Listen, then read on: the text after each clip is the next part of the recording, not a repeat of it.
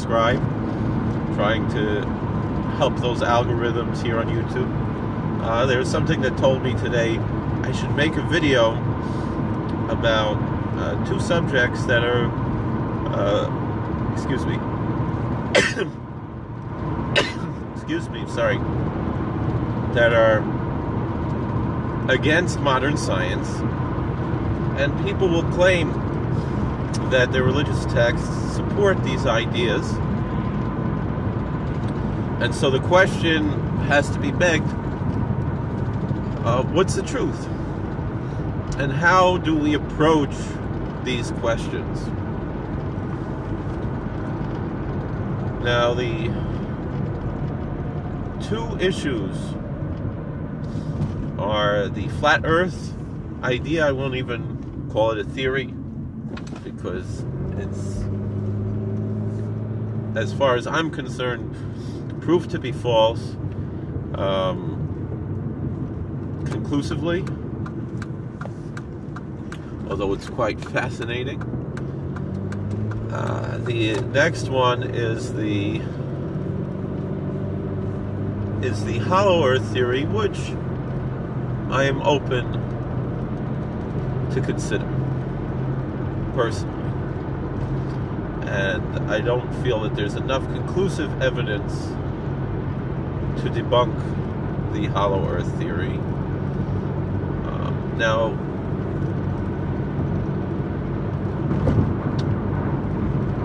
these are just my own opinions.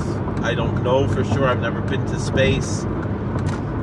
But there are many reasons for me to personally believe that the Earth is indeed generally a spheroid. It's not a perfect sphere that we know as well, but something along the lines of a globe and not just a flat plane, as well as an insufficient amount of scientific evidence to suggest that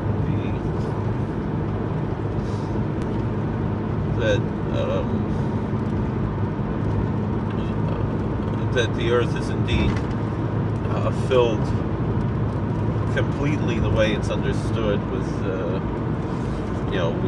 scientists speak of the crust and the mantle and the core, and we've never dug a hole into the mantle. It's with our current scientific possibilities, we don't have that capability.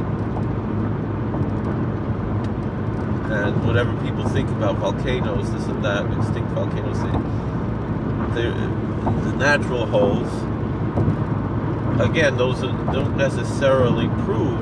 That just says that where there's a hot spot, which we understand to be that there's something leaking from perhaps even as deep as the core, but certainly from the mantle, toward the crust. The question is it totally and utterly filled, or is it, or are there perhaps,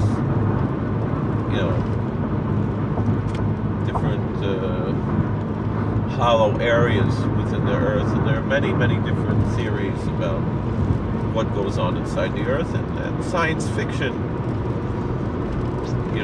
has looked into this, obviously in a totally fictional way, but serious science has also developed various theories about what is actually under our feet, and the fact of the matter is we really don't know. Everything that we have is theory, and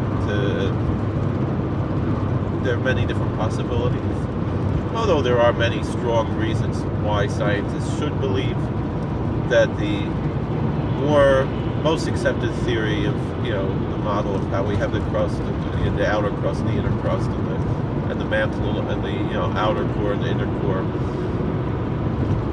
that there is truth and validity to that. But on the other hand, there are sufficient doubts. But before we get into the science, I think there's a much different question that we have to ask, because we can find religious texts in many different traditions, including my own Jewish tradition, which would seem to indicate quite contradictory, I might add.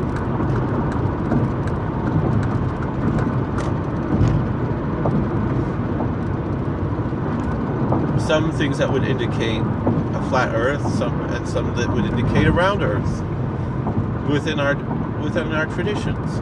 Some that would indicate a geocentric model, and some that would indicate a heliocentric model. Again, quite contradictory within our traditions. And also this question of, well, the inner Earth idea. If we claim a flat Earth, so then I guess there are flat layers one on top of the other, but there are religious texts that describe the inner Earth as the layers of an onion, which obviously is a spheroid, although also not a true sphere. And so once again, we have these contradicting accounts within the religious texts.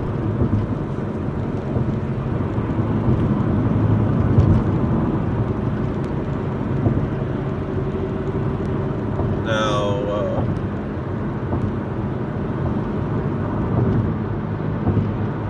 the fact that we have these contradicting accounts just goes to say, well,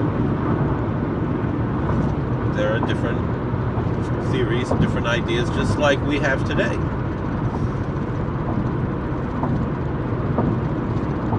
And so the question of what do we mean by revealed literature?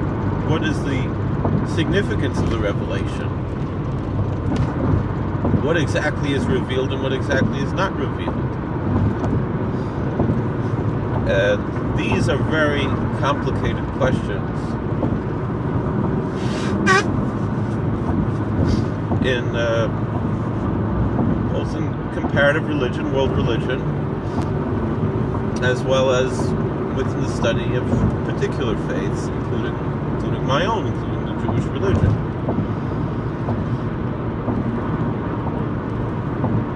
What exactly was given at Sinai? What exactly was revealed? What exactly was the revelation at Sinai? What happened there?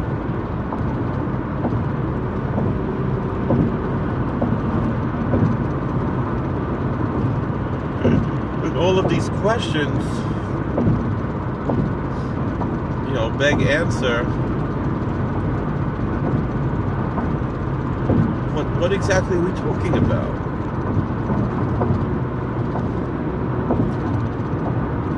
Meaning, does every Maimer Chazal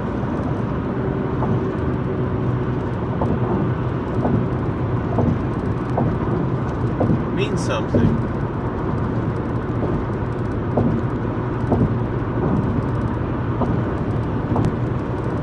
Does every Maimer Chazal mean something scientific? Obviously not. That although you might want to say so, but many great rabbis were a lot firmer than me, and bigger Mekubalim, and Bali Mofsim,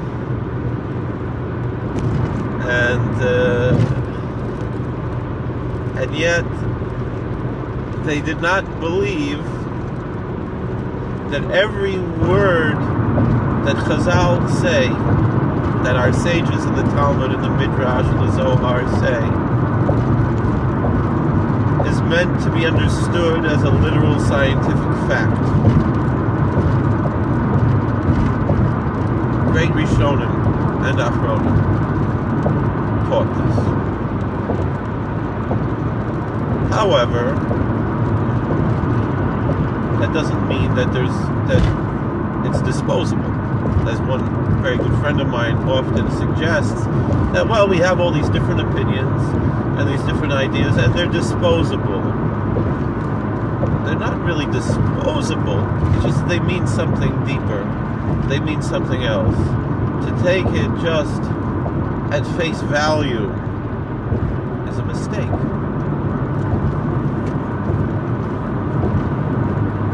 Judaism is not a superficial religion. It's a religion with depth. And although there is value in the superficial, there's much more value in the depth. And so yes, we'll find a text that makes this claim or that claim. And then you open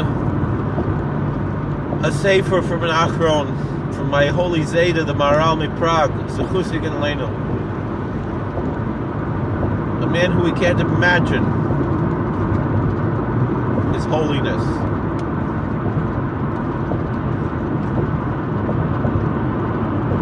I heard a story that another Einikul of the Maharal was visiting Prague. I'm not going to mention who it was because a controversial figure. But this Yid, a very famous person, but especially in light of what's going on today, it's not feels kedai. Unfortunately, to say Dav B'Shem Armei, although I'm mekabel the stories they did tshuva.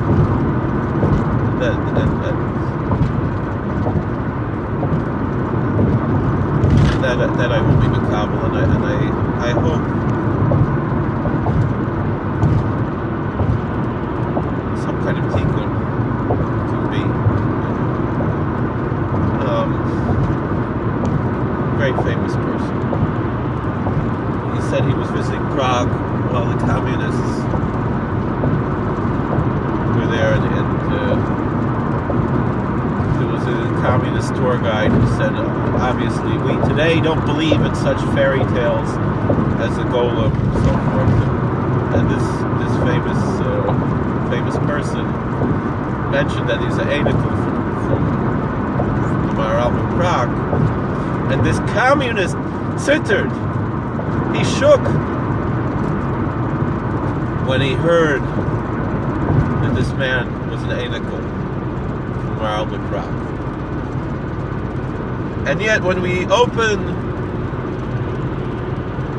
this farm of the Maharal of Prague, we see how Chazal is filled not necessarily with literal interpretations of every fantastic story, but rather with deep lessons. Moral lessons, ethical lessons. And so Chazal are not disposable. They're not to be disregarded, but they're also not to be insulted by insisting that every word that they said was literal.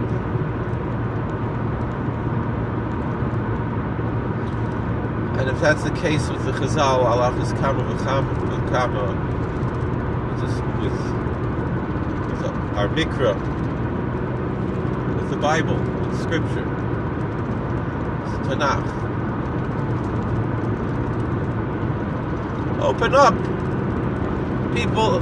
I mean, like I made a video a few days ago. I thought that would get some more attention, and because it's something that at work as a chaplain I hear a lot about. The fall of Lucifer. And how the Bible speaks of the fall of Lucifer in Isaiah 14, except it doesn't. It's a parable, and openly states that it's a parable. Isaiah 14 openly mentions that it's a mashal, it's a parable about the downfall of King Nebuchadnezzar.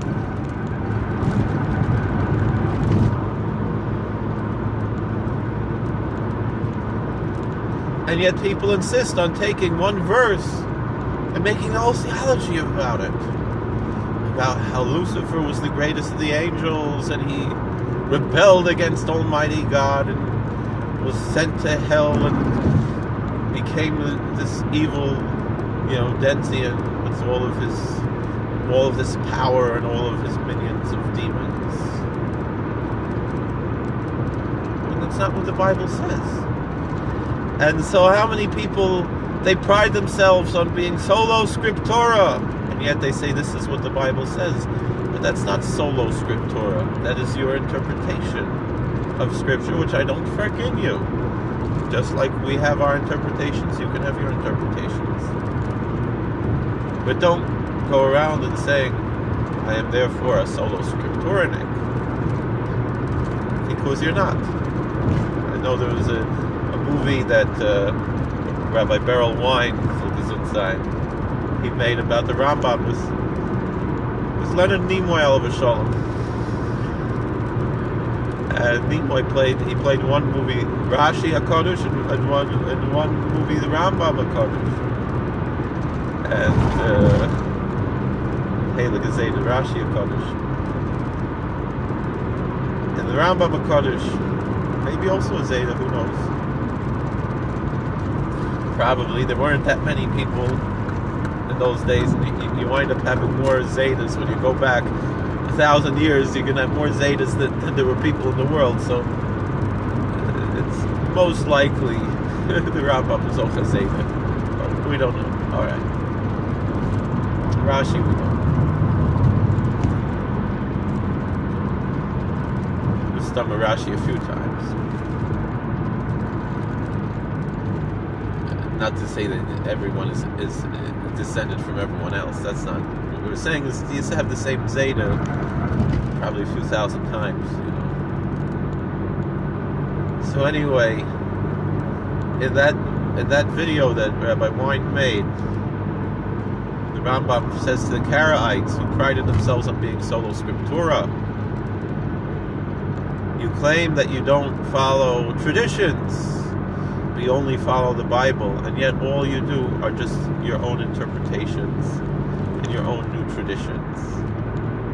And you're not being intellectually honest when you say that you're a solo scriptura.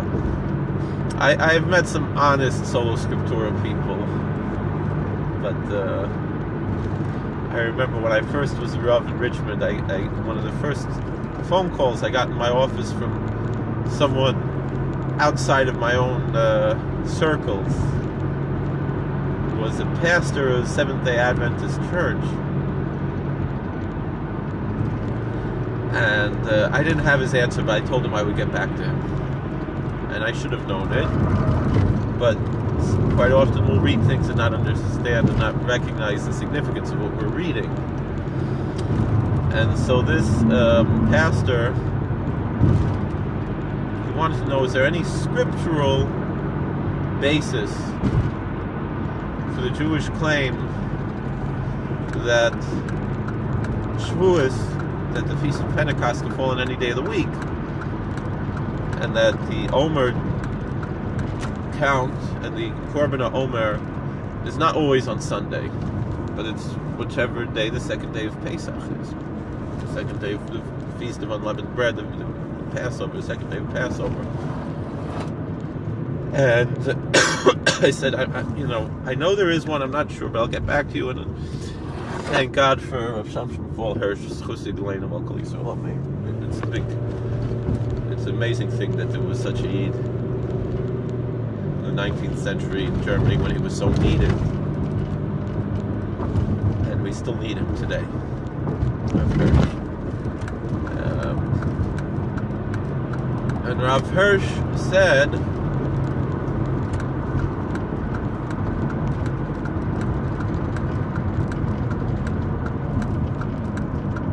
when I was looking up in his commentary, he pointed us to Joshua 2, which is actually the Haftarah for the second day of Pesach.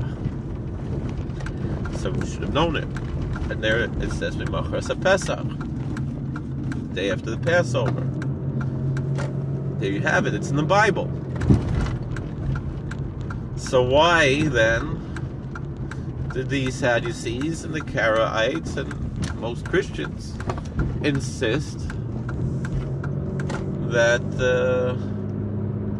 by virtue of Sola Scriptura that Mimachras HaShabbos means Sunday, which also indicates that they admit that the day after the Sabbath is Sunday, so therefore Sunday is not the Sabbath.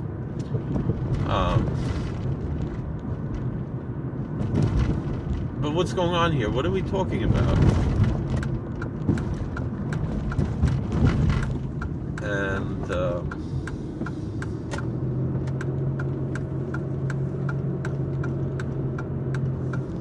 so we have a lot what to discuss here. I'm already at work. I don't have time. But once again, like I said before, and I'll say again, everything has to be taken in context and understood in a holistic sense, particularly in Judaism. As our sages say, Divrei Torah, Aniyim b'mokum echad, v'ashirim b'mokum acher. This is something we have to remember, we have to memorize. That words of Torah are poor in one place and rich in another place. Meaning, you can't take one scripture or one Maimer Chazal and create a whole theology out of it that is totally counterintuitive to everything else that Scripture and Chazal teach. You can't do that. It's wrong.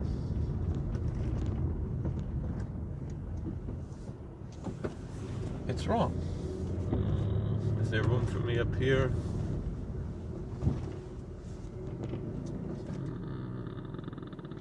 That's going to be too difficult. Let's see what else we can find. Alright.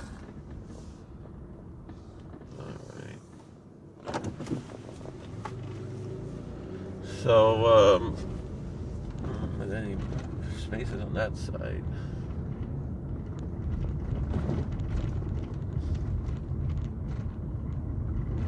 No. So anyway, oh, here we go. Space is opening up. Everything's coming up, Millhouse. Alright. So, I gotta go now. Thank you for watching. God bless. Please like, share, and subscribe. I think I'll make another video about this to get a little bit more into it. But, you know, these are interesting subjects. And that this is basically our question.